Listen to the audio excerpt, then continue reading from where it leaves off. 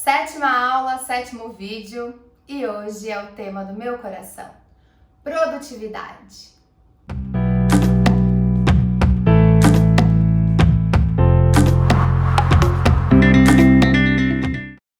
Eu acho que a pergunta que eu mais recebo de vocês é: Cris, como você dá conta de tudo?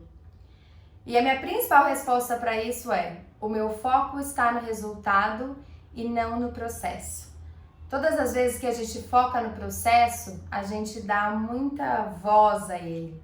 A gente dá muita importância de quanto tempo vai demorar, de como vai ser desgastante, de como a gente vai precisar imprimir ali um esforço. Quando a gente foca no resultado, naquilo que a gente quer, o caminho fica mais fácil.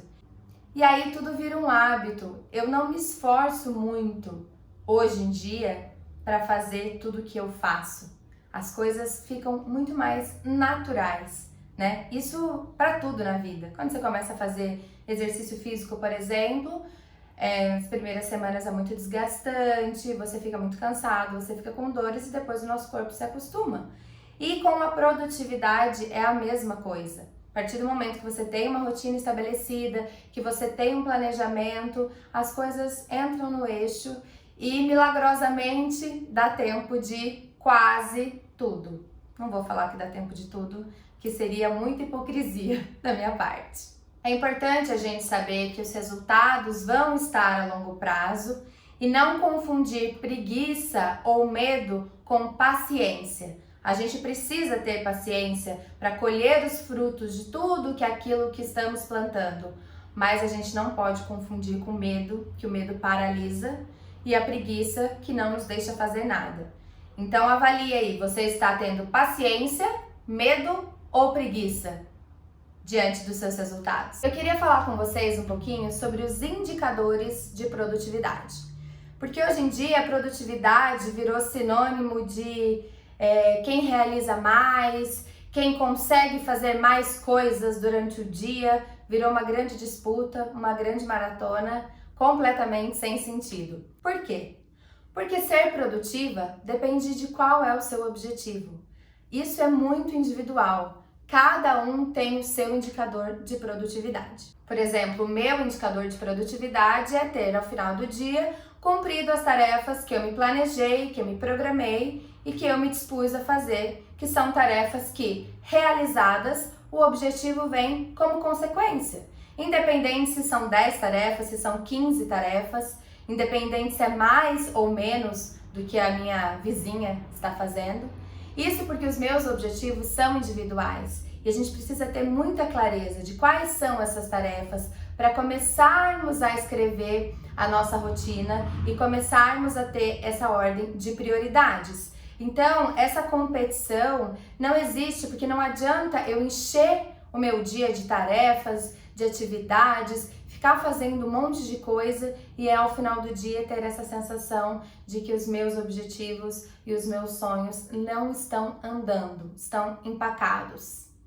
E aí que eu te convido para pensar sobre as tarefas e realmente anotar, porque a gente quando anota gera essa previsibilidade, né? E a gente fica mais tranquilo, a gente esvazia a nossa mente e coloca isso, transfere esse pensamento em outro lugar, a gente consegue visualizar com muito mais clareza o que a gente vai conseguir fazer no nosso dia realmente e o que vai caber durante essas 24 horas. Pensar sobre o seu dia é excelente para você fazer melhores escolhas. Então é como se fosse um quebra-cabeça com várias peças e você dá um jeito de encaixar. Às vezes uma pecinha vai ficar para o dia seguinte e aí você elenca essa tarefa que você não conseguiu fazer num primeiro horário do dia, coloca ela como prioridade e não desista daquelas coisas que você realmente julga que são importantes. Existem N maneiras de se planejar, de escrever uma rotina. Eu gosto de uma agenda física ou de um planner. Também utilizo alguns aplicativos que dão suporte a essa minha agenda principal, onde estão escritas todas as minhas rotinas de todos os domínios da minha vida. Você precisa escolher a sua. Escolha qual é a sua maneira de se organizar E permaneça nessa escolha, porque senão as coisas ficam muito perdidas. Metade do seu dia fica no aplicativo, na agenda do celular, a outra metade você escreve num post-it e aquilo fica tudo meio disperso. E quando chega no final do dia você vê, nossa, não consegui fazer realmente tudo, porque não cabiam tantas tarefas em 24 horas. Então, colocar tudo no mesmo lugar é muito importante para você ter essa clareza de tempo. Eu gosto muito da técnica Pomodoro, inclusive eu indiquei hoje para uma pessoa que me pediu ajuda, que consiste em 25 minutos ininterruptos de atividade por 5 minutos de procrastinação, brincadeira, por 5 minutos de descanso. Você pode usar o timer do seu celular ou você pode colocar o aplicativo, você escrever Pomodoro, técnica Pomodoro, no celular já vão aparecer vários aplicativos, porque você facilmente fica no foco, né? Você bloqueia o celular, não pega o celular para nada, fica somente naquela atividade e depois, esses 5 minutos, você aí dá uma olhada na mensagem, faz o que você precisa fazer. Depois de 4 ciclos desses de 25 minutos, você dá um descanso maior de 15 minutos. Essa técnica funciona bastante, principalmente para aquelas tarefas que a gente costuma a procrastinar. E se você é novo por aqui, pode nunca ter me ouvido falar, vale a pena repetir que multitarefa é um grande mito. Nós não temos a capacidade de processar 2 atividades, 2 tarefas ao mesmo tempo e entregá-las com a qualidade e no tempo esperado do que se fizéssemos uma coisa de cada vez. É muito simples, a gente sabe que acontece isso na nossa vida. Quantas vezes a gente está assistindo uma aula, mexendo no celular, cuidando de uma criança e ainda conversando com uma outra pessoa da nossa casa? A gente está fazendo tudo isso mais ou menos. Se uma tarefa leva menos de 2 minutos para ser realizada, pare o que você está fazendo e vá realizar essa tarefa. Tire-a das suas listas, dos seus post-its e principalmente tire essa tarefa da sua mente.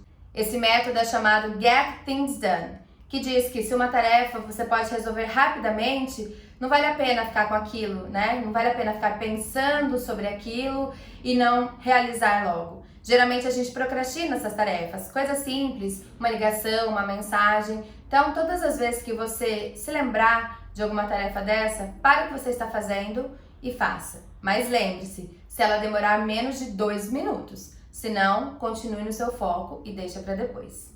É importante que no nosso dia tenhamos tarefas de produção e tarefas de ocupação.